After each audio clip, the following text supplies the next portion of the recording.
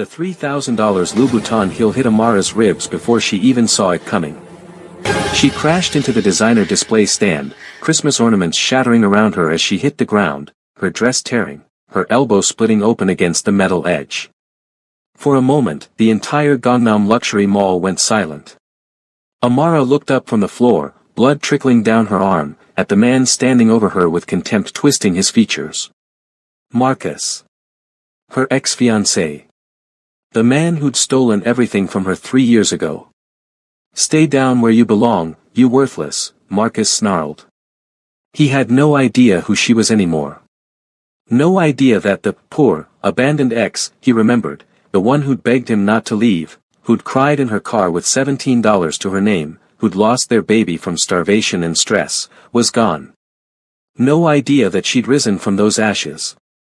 No idea about the diamond wedding ring hidden under her glove, the penthouse in Gangnam she'd left that morning, or the black card in her purse that had no limit. And Marcus definitely had no idea about the man whose name was now legally attached to hers. The man whose security team was currently holding him down. The man whose phone was ringing in her purse right now. Kang Min-jun. Her husband. Seoul's most dangerous underground king. As Amara's trembling fingers accepted the call and Min-jun's deadly calm voice asked, "Are you hurt?" she watched realization start to creep across Marcus's face. He just kicked the wrong woman. And in approximately 8 minutes, when Min-jun's motorcade screeched into this mall's parking garage, Marcus Wellington was going to learn a lesson about consequences that would destroy his entire world. But he still didn't know it yet. Right now, in this moment, he still thought she was nothing. That was about to change. Before we begin, I want to wish you all a Merry Christmas. May the love and joy of the season fill your homes and hearts.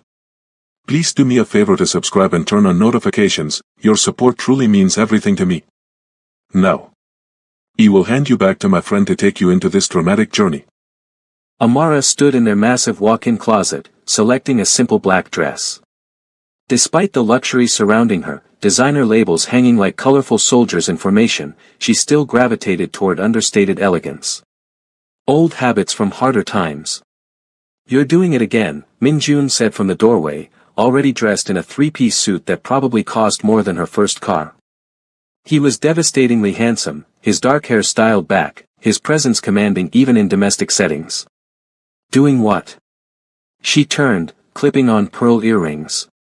"Choosing the least expensive things in your closet." He crossed to her, sliding his hands around her waist. "You're married to one of the wealthiest men in Seoul. Stop shopping in your closet like you're on a budget." She laughed, the sound light. "I like simple things. I like spoiling you." He kissed her neck. "Humor me. You humor me by loving me exactly as I am." His expression softened in that way it only did for her. "Always." Then, more seriously, "You're going to the Gangnam Mall today?" "Just some Christmas shopping." "I won't be long."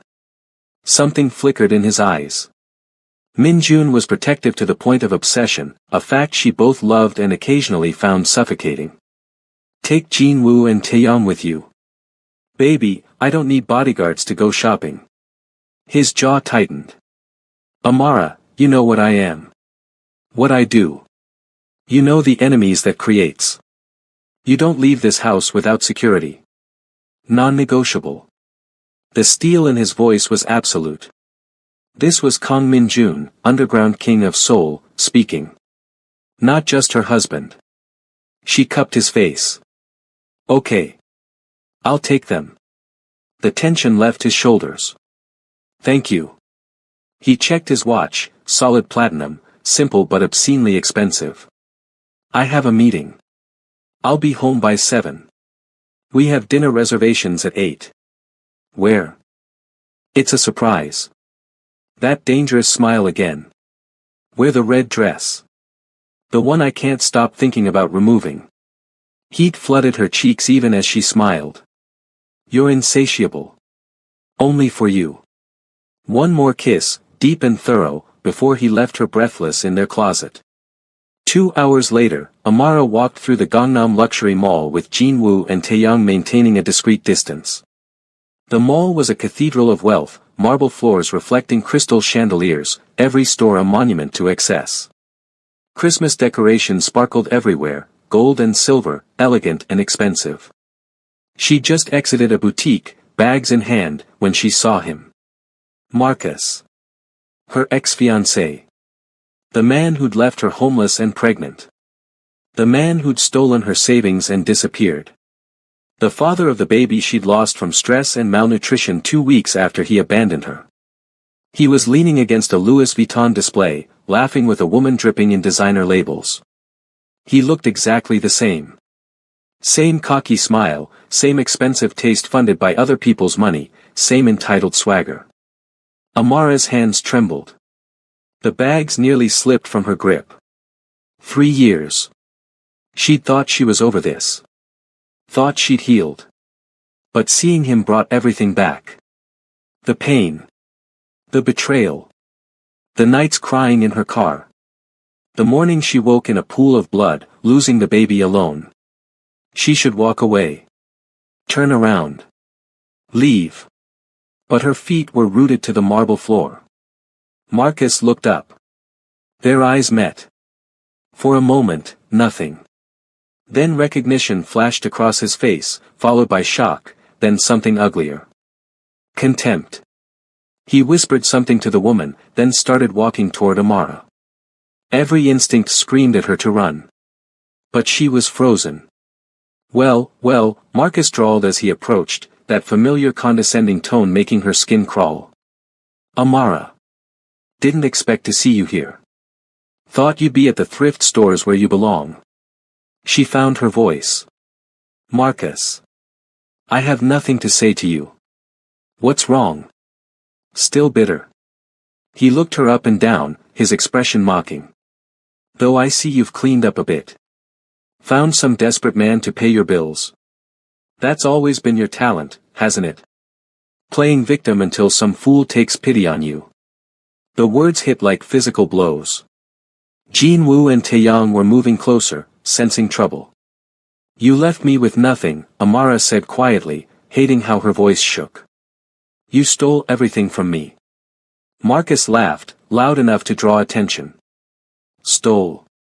Baby, I liberated myself from a parasite. Best decision I ever made.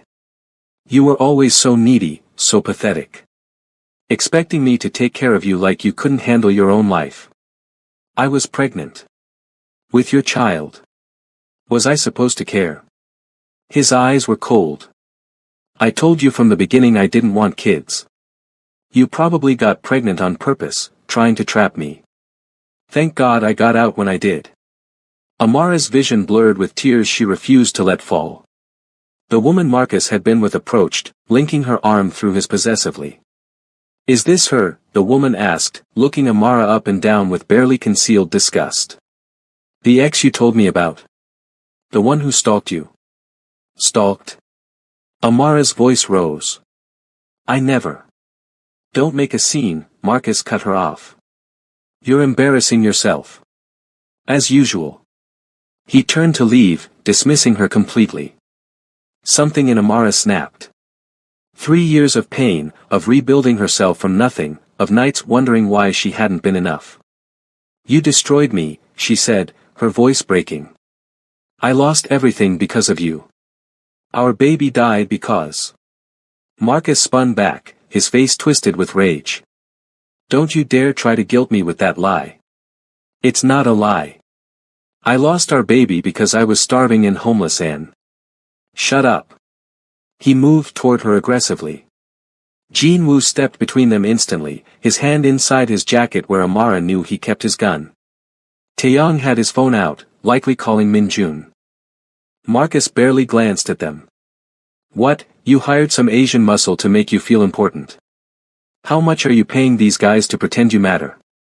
Sir, step back, Jinwoo said in heavily accented English, his voice deadly calm. Or what? Marcus pushed forward. It happened so fast. Marcus shoved Jinwoo, trying to get to Amara. In the scuffle, his hand connected with Amara's shoulder, hard enough to send her stumbling backward. She hit a display stand, crying out as she fell, merchandise scattering, her bags flying. The mall went silent. Amara looked up from the floor, her elbow bleeding where it had hit the metal stand, her dress torn at the shoulder.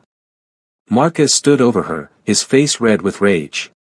"Stay down where you belong, you worthless." He didn't finish the sentence. Jin Woo had him on the ground in 2 seconds, arm twisted behind his back. Taeyong was helping Amara up, his face pale with fear. Not for himself, but for what was coming. Because Min Jun was going to lose his mind.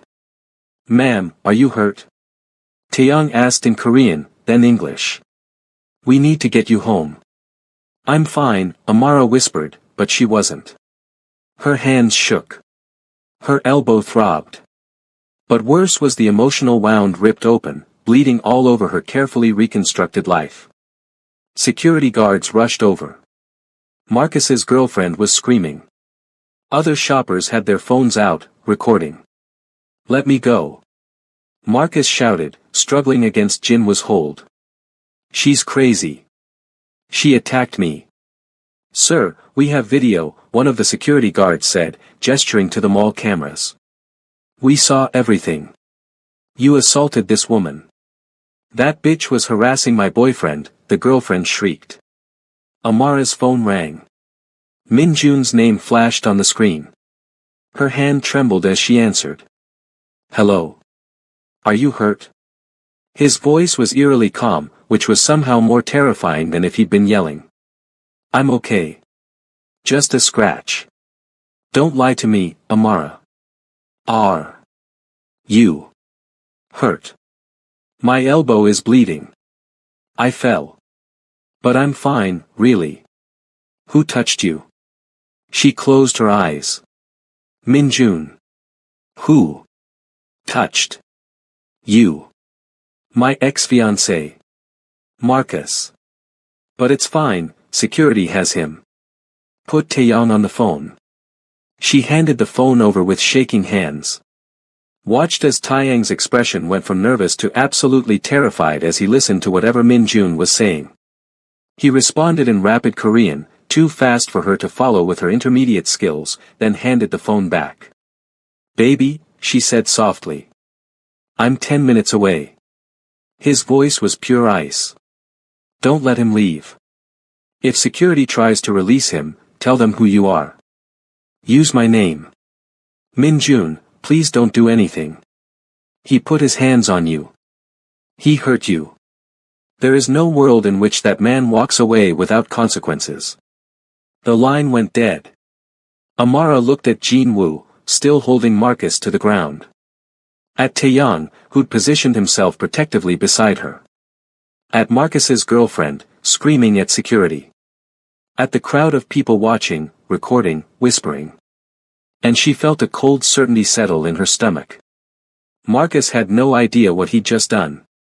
If you're enjoying this story so far, please hit that like button and subscribe to the channel for more Afro-Korean romance stories. Drop a comment telling me what you think is about to happen when Min Jun arrives. Now, let's see what happens next. Mall security had separated everyone by the time Min Jun arrived. Amara sat in the security office, an EMT cleaning the scrape on her elbow. Taeyong stood guard at the door. Jin Woo was in a separate room, giving a statement. Marcus and his girlfriend were in yet another room, their angry voices occasionally audible through the walls. Then Min Jun walked in. He'd come straight from whatever meeting he'd been in, still in his suit, but there was nothing civilized about him now. His expression was carved from stone, his eyes absolutely black with fury. 6 of his men followed him, all armed, all wearing the same cold expression. The security guard stood up immediately, recognizing power when they saw it. But Min Jun only had eyes for Amara. He crossed to her in 3 strides, his hands cupping her face with devastating gentleness. "Let me see." "It's just a scratch," she whispered. His eyes traveled over her torn dress, the bandage on her elbow, the tear tracks on her cheeks. When he looked at her again, she saw murder in his eyes. "Who is he?" His voice was barely above a whisper. "Point him out. Min Jun, please." Let's just go home. It's not worth. Not worth it. His hand trembled against her cheek. You're bleeding. You're crying. Someone put their hands on you in violence. My wife. My woman. My everything. And you think it's not worth it? He switched to Korean, speaking to Taeyong in rapid-fire sentences. Taeyong bowed and left quickly. Mr. Kong, one of the security supervisors, approached nervously, clearly recognizing the name. We have the incident on camera. The man who pushed her is in the next room. We've called the police. Cancel it, Min Jun said flatly. Sir. The police won't be necessary. I'll handle this personally. The supervisor paled. Mr. Kong, we can't just. Min Jun pulled out his phone, made one call, spoke 3 sentences in Korean, then hung up. 30 seconds later, the supervisor's radio crackled. He listened, his face going white, then nodded. Yes, sir. Of course. The police have been notified it was a false alarm.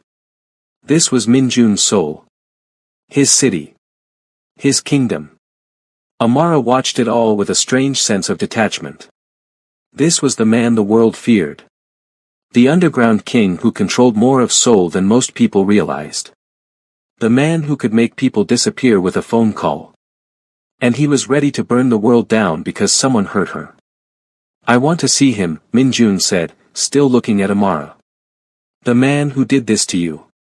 I want you to show me. Baby, what are you going to do? He kissed her forehead, her cheeks, the tip of her nose. Gentle kisses at odds with the violence simmering beneath his skin. I'm going to make sure he never touches you again. That he never even thinks your name without terror. He's not worth it. You are worth everything. He pulled back, his eyes searching hers. Tell me about him. Tell me why I don't know about an ex-fiancé who clearly hurt you badly enough that you're shaking just from seeing him. She'd never told him the full story. Had given him the basics, abusive ex, hard times, moved to Korea for a fresh start, but not the details. Not the depth of the betrayal. Looking into his eyes now, she knew he needed to know. Deserved to know. His name is Marcus Wellington, she began quietly. We were together for 3 years.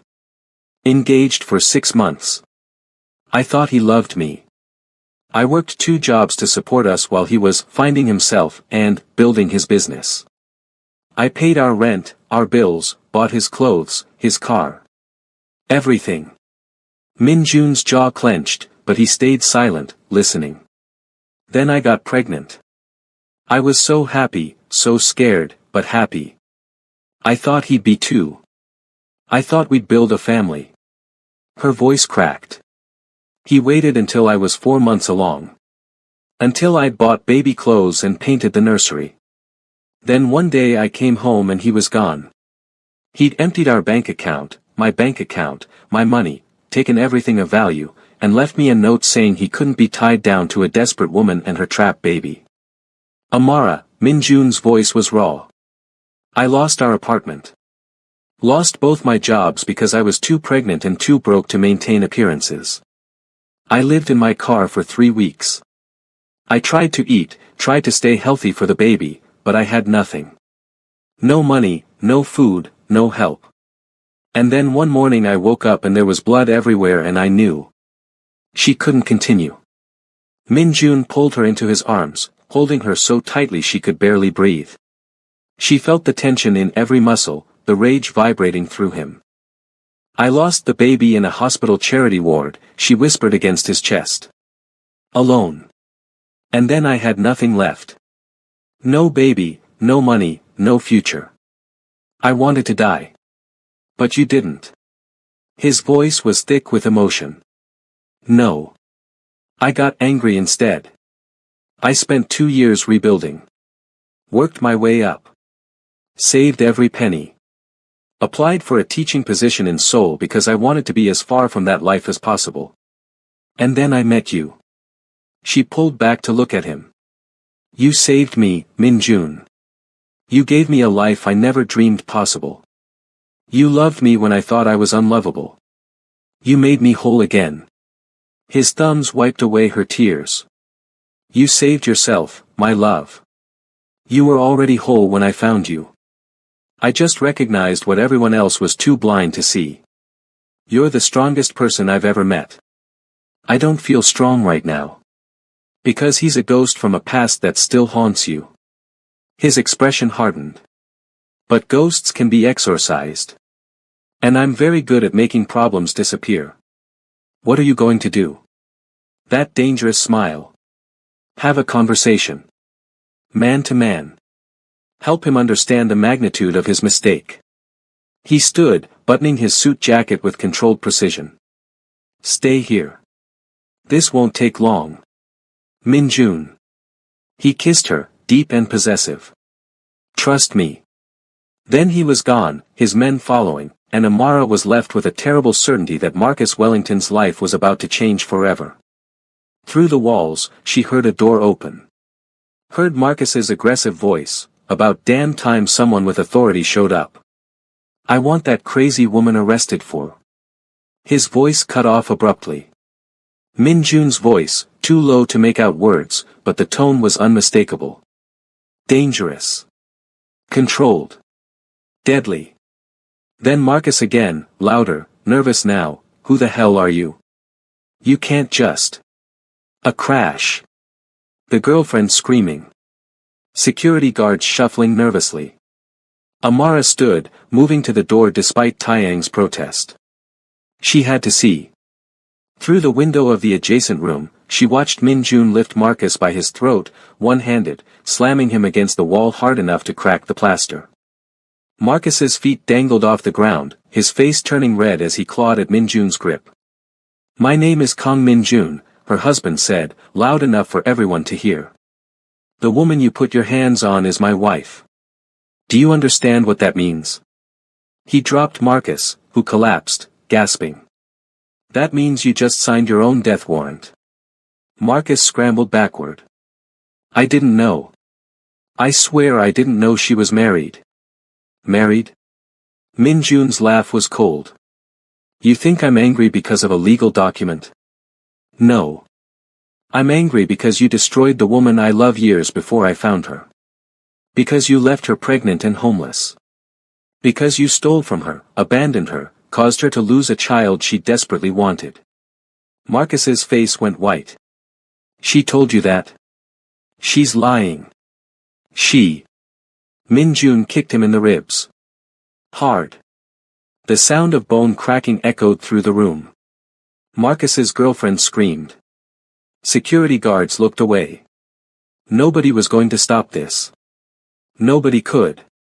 Let me explain something to you. Min-jun crouched beside Marcus's writhing form. I own this city in ways you can't comprehend. I control businesses, politicians, police. I have men who would kill for me without question. And that woman in the other room? She's the only thing in this world I value more than my own life. He grabbed Marcus's hair, forcing his head up. So when you pushed her, when you made her bleed, when you made her cry, you set in motion events you cannot stop. Do you understand? Please, Marcus whimpered. I'm sorry. I'll apologize, Your apology means nothing. Your remorse is worthless. Min-jun released him with disgust. But I'm not going to kill you. Death would be too easy. He stood, straightening his suit jacket. Yongi, pull up his information. One of Min-jun's men pulled out a tablet, fingers flying over the screen. Marcus Wellington, age 32. Works at Wellington Investment Firm, his father's company. Current salary $275,000. Trust fund worth approximately $1.2 million. Engaged to Jessica Chang, daughter of Chang Technologies CEO. Min-jun smiled. Interesting. Does daddy know his son is a con artist who preys on vulnerable women? Marcus's eyes widened in terror. No. Please, don't. Does your fiancé know about Amara? About the baby you abandoned? Please. By morning, everyone will know. Min Jun pulled out his phone. Your father will receive documentation of every cent you stole from Amara. Your fiancée will receive a detailed timeline of your relationship with Amara, including medical records from her miscarriage.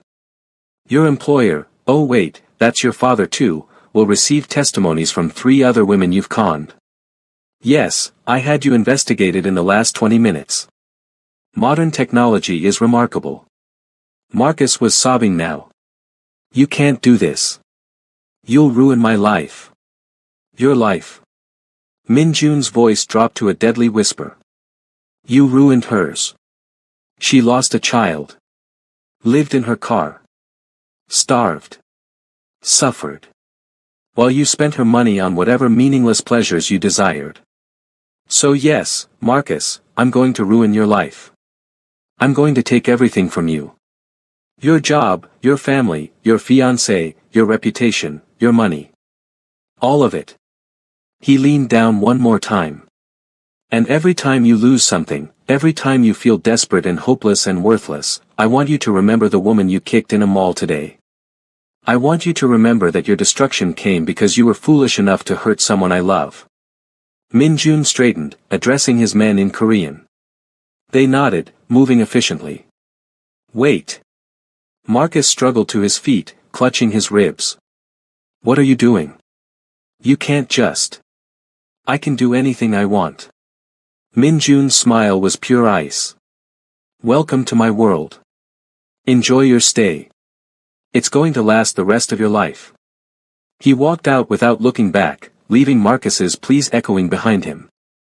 When Min Jun re-entered the room where Amara waited, his expression immediately softened. The monster disappeared, replaced by the man who loved her. Are you ready to go home? He asked gently. She should feel guilty.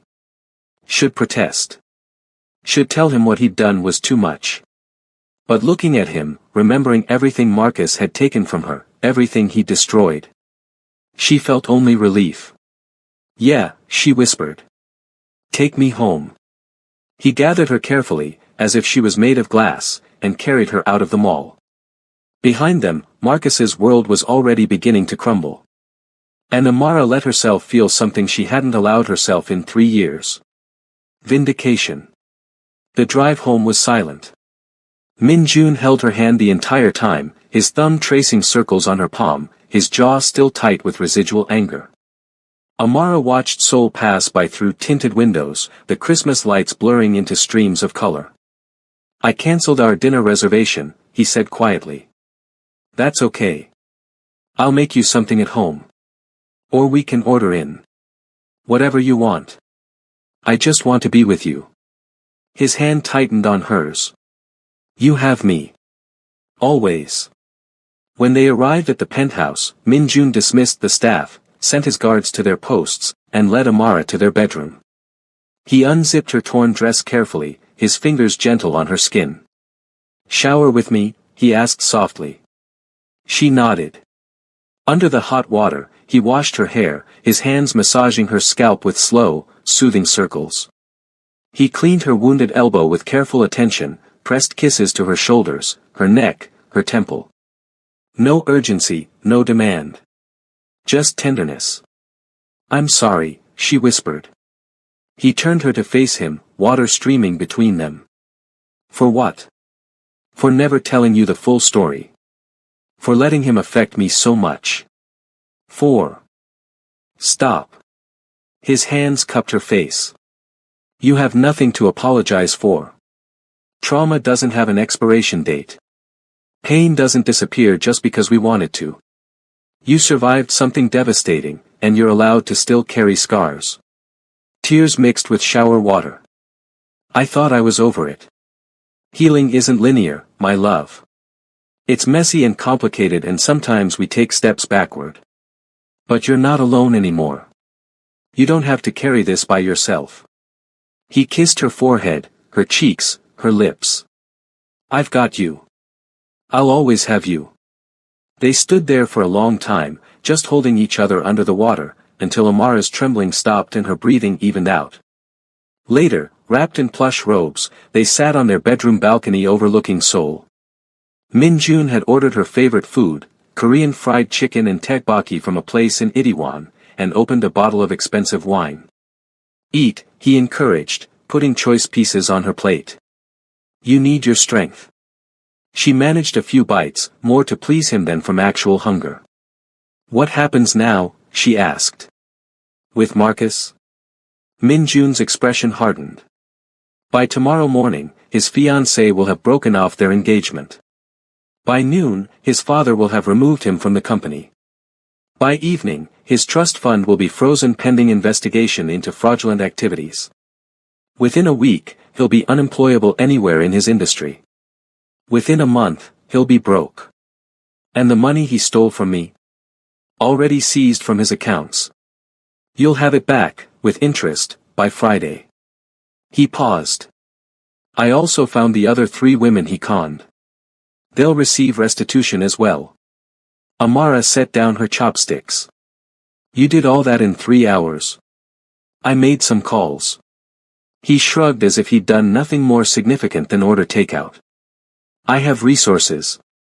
Min Jun. He took her hand. Do you think it's too much? Do you want me to stop? Did she? Marcus had destroyed her life without a second thought. Had left her to suffer while he moved on to his next victim. She'd rebuilt herself through sheer willpower, but the scars remained. No, she said softly. I don't want you to stop. Satisfaction gleamed in his eyes. Good. Because I wasn't going to. They ate in comfortable silence for a while. Then Amara asked the question that had been bothering her. How do you do it? Control this whole city. You're only 31. Min Jun smiled, that dangerous smile that always made her pulse race. My father built an empire in the shadows. When he died 5 years ago, I inherited everything. But I'm not my father. He ruled through fear alone. I rule through fear and strategy. I give people what they want, protection, money, power, solutions, and in return, they give me loyalty. And if they betray you, then I remind them why fear is the more powerful motivator. He looked at her seriously. Does it bother you? What I am? What I do? She considered this. When they'd met, she'd known he was wealthy and powerful, but not the extent of it. The truth had revealed itself gradually, the bodyguards, the lavish lifestyle, the way people reacted to his name. By the time she understood the full scope of his empire, she was already in love with him. I won't pretend to love everything about your world, she said honestly. The violence, the danger, the moral gray areas. But I love you. And I know that everything you do, every terrible thing, it's to protect what you've built and the people you care about. You're not one of those women who fell in love with the danger and power, are you? There was vulnerability in his question. You love me despite it, not because of it. I love you for you. She moved from her chair to his lap, wrapping her arms around his neck. The man who brings me coffee in bed every morning. Who learns English rom-com phrases to make me laugh. Who holds me when I have nightmares. Who makes me feel safe and cherished and valued. That's the man I love. He buried his face in her neck. I don't deserve you. We deserve each other. She tilted his face up. We're both survivors, Min Jun. We've both been through hell and came out stronger. That's why this works. We understand each other's scars. He kissed her then, deep and slow, pouring everything he felt into it. When he pulled back, his eyes were dark with emotion and desire. I need you, he whispered. I need to feel you, know you're safe, know you're mine. I'm here. I'm yours. He carried her inside, laid her on their bed with reverent care. Their lovemaking was slow and intense, a reaffirmation of everything they were to each other. Every touch was a promise, every kiss a declaration, every whispered word a vow. And when they finally lay tangled together, breathless and sated, Amara felt the last of the day's trauma release its grip on her heart. I love you, she whispered against his chest. He murmured back. My everything. She fell asleep in his arms, safe and loved, while outside their penthouse, Min Jun's empire worked through the night to dismantle Marcus Wellington's entire existence. We're getting to the intense part now. If you haven't already, please hit that subscribe button and turn on notifications so you don't miss any of our dramatic love stories. Comment below what you think Marcus deserves. And let's continue with this journey. The next morning, Amara woke to Min Jun's phone ringing incessantly. He extracted himself from her arms with a whispered apology, taking the call in Korean as he walked to the balcony. She stretched, feeling the pleasant soreness from last night, and checked her own phone. 53 missed calls. 27 voicemails. Hundreds of text messages. Her stomach dropped. The first text was from her friend Keisha back in the States. Girl, what the fuck? You're married to a mafia boss. And that's your ex getting destroyed on social media. Amara's hands shook as she opened Instagram. The top trending topic in Seoul was #Gangnam Mall incident. Someone had posted the security footage. The entire confrontation. Marcus pushing Jin Woo, knocking her down, standing over her. The video had 17 million views and counting. But that wasn't the worst of it. Someone, probably one of Min Jun's people, had created a thread exposing Marcus's entire history. Bank statements showing the money he'd stolen from her. Medical records from her miscarriage. Testimonies from the other women he'd scammed. His engagement announcement next to a timeline proving he'd started dating Jessica while still taking Amara's money. The internet was eviscerating him. Worse, someone had leaked Min Jun's identity. Photos of them together, their marriage certificate, articles about Kang Min Jun's empire and influence. Oh God, Amara whispered. Min Jun returned, his expression grim. You've seen it. The whole world has seen it. Min Jun, your identity was going to come out eventually. He sat beside her, taking the phone from her trembling hands. I'm not concerned about that. I'm concerned about how you're handling this. Everyone knows everything. About Marcus, the baby, my past. And they're on your side. He showed her his own phone. Look at the comments. Look at how people are responding. He was right. Thousands of comments poured in, overwhelmingly supportive. That man is trash. She deserves better and clearly found it. A mafia boss husband with revenge on his mind. That's the dream right there. The way he picked her up and carried her out. That's love. Marcus Wellington trending for being exposed as a con artist. Good. Rot in hell, buddy. Amara, if you see this, you're a queen. Hold your head high. The fact that he kicked a pregnant woman he abandoned and then got shocked when her husband ruined his life. The audacity. More texts came through. From former colleagues, friends, even some of Min Jun's business associates offering support. How are you so calm about this? Amara asked. Min Jun shrugged. Because controlling the narrative is part of controlling power. Yes, people now know I'm your husband. They know what I am. But they also know that I protect what's mine with absolute ruthlessness. That's not bad for my reputation, it's reinforcement. His phone rang again. He glanced at the caller ID and smiled coldly. Speaking of which.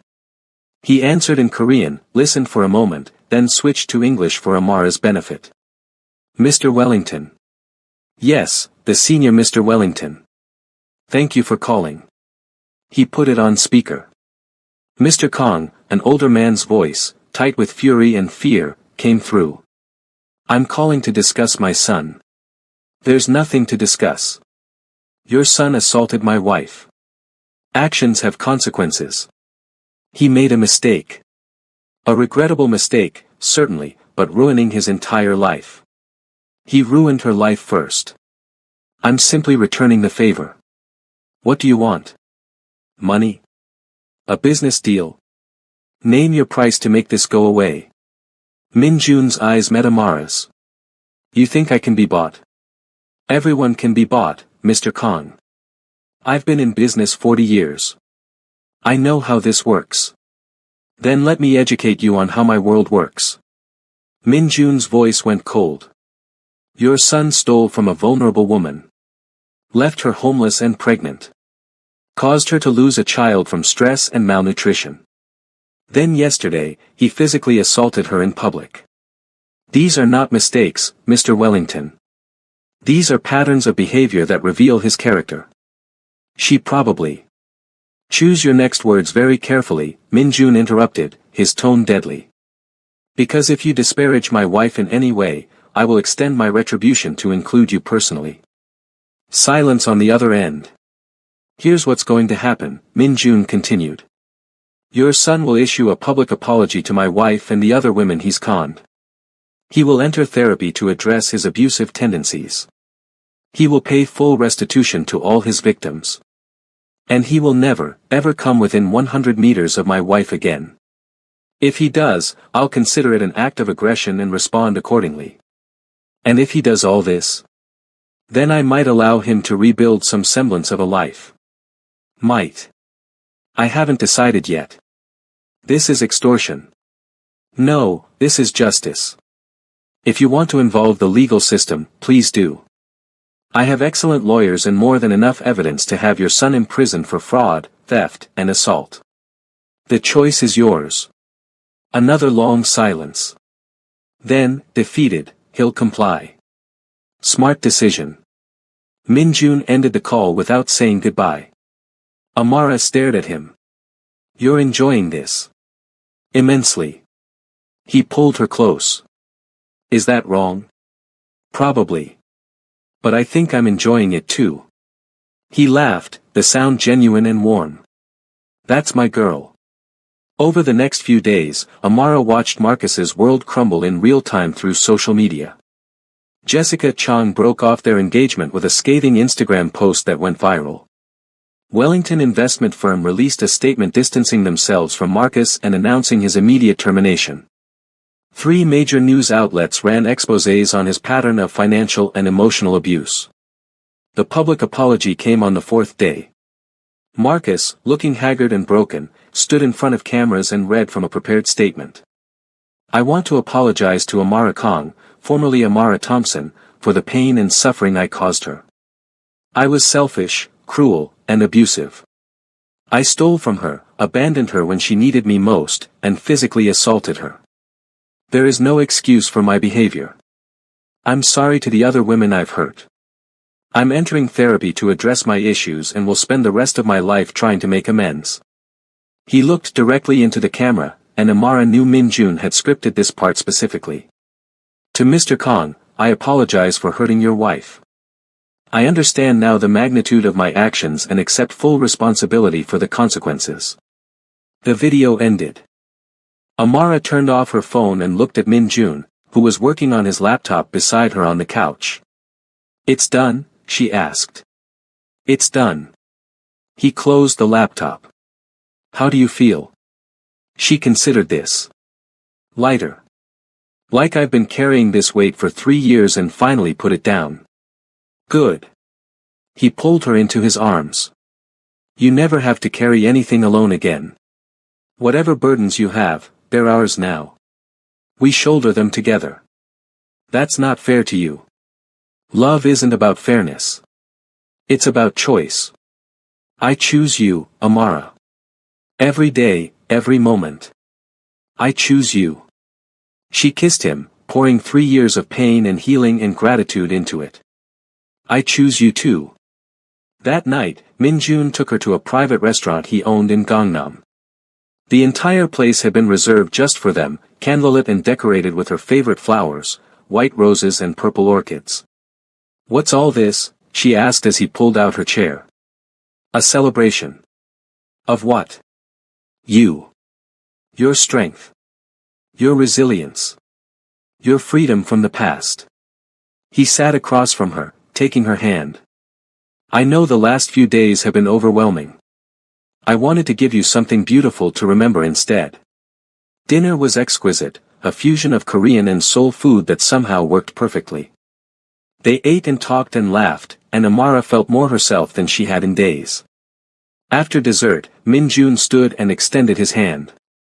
Dance with me. There's no music. He pulled out his phone, pressed play, and Adore You by Harry Styles filled the restaurant. He'd been learning her favorite songs, building playlists that mixed her American tastes with Korean artists he loved. They swayed together in the candlelight, his arms around her waist, her head on his chest. Thank you, she whispered. For what? For loving me. For protecting me. For giving me a life I never imagined possible. Thank you for trusting me with your heart. He tilted her face up. Thank you for seeing past what I am to who I am. Thank you for choosing me. Always. He kissed her there in the candlelight, and Amara felt the last piece of her broken heart heal. Marcus had shattered her, but Min-jun had gathered every piece and put her back together with gold, making her more beautiful for having been broken. The music swelled, and they danced until midnight, wrapped in each other and the promise of tomorrow. 2 weeks later, on Christmas Eve, Amara received a notification from her bank. $127,000 had been deposited into her account, every cent Marcus had stolen, plus interest, plus compensation for pain and suffering. She stared at the number, remembering the girl who'd had $17 and a prayer. Who'd rebuilt herself from nothing. That girl felt like a lifetime ago. What will you do with it? Min-jun asked, reading over her shoulder. An idea had been forming for days. I want to start a foundation. For women who've been financially abused by partners. Help them get back on their feet. Provide resources, housing, job training, therapy. Everything I wish I'd had. Min-jun's smile was brilliant. I think that's perfect. I'll match whatever you put in and help you set it up. Min-jun, you don't have to. I want to. We'll call it. He considered, the Second Chances Foundation. Because everyone deserves a chance to rebuild. Amara's eyes filled with tears. You're amazing. I learned from the best. He pulled her close. Come on, we have a Christmas party to get to. That evening, Min-jun's penthouse filled with people, his business associates, her friends from the international school where she taught, even some of his crew members with their families. It was a strange mix of worlds, but somehow it worked. Keisha had flown in from the States, and spent the entire evening gawking at everything. Girl, she whispered to Amara in the kitchen. Your husband is fine and rich and obsessed with you and he destroyed your ex. You're living the fanfiction life. Amara laughed. It's pretty surreal. Surreal? Amara, 3 years ago you were sleeping in your car. Now you're married to the king of Seoul living in a penthouse that probably costs more than a small country. How did this even happen? I came to Korea to teach English. We met at a charity gala the school hosted. He bid an obscene amount of money for a date with me at the auction, and the rest is history. He bid on you. $50,000 for one dinner. Keisha's jaw dropped. I'm sorry, what? Min-jun appeared behind Amara, wrapping his arms around her waist. Best investment I ever made. Keisha fanned herself. And he's charming. Girl, if you ever get tired of him. She won't, Min-jun said confidently, kissing Amara's neck. The party continued late into the night. At midnight, Min-jun called for everyone's attention. Thank you all for coming, he said in English, then repeated in Korean. This year has been transformative for me. I found love, got married, and learned what it truly means to have something worth protecting beyond power and money. He looked at Amara, his eyes soft. My wife has taught me that strength isn't just about control or fear. It's about vulnerability, forgiveness, resilience. She survived things that would have broken most people and came out stronger. She's my inspiration and my anchor. He raised his glass. To Amara. To love. To second chances. And to the family we're building together. Merry Christmas. Everyone cheered, glasses clinking. Amara was crying again, but these were happy tears.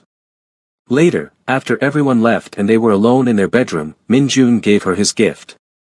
A small velvet box. Inside was a necklace, a delicate gold chain with a pendant shaped like a phoenix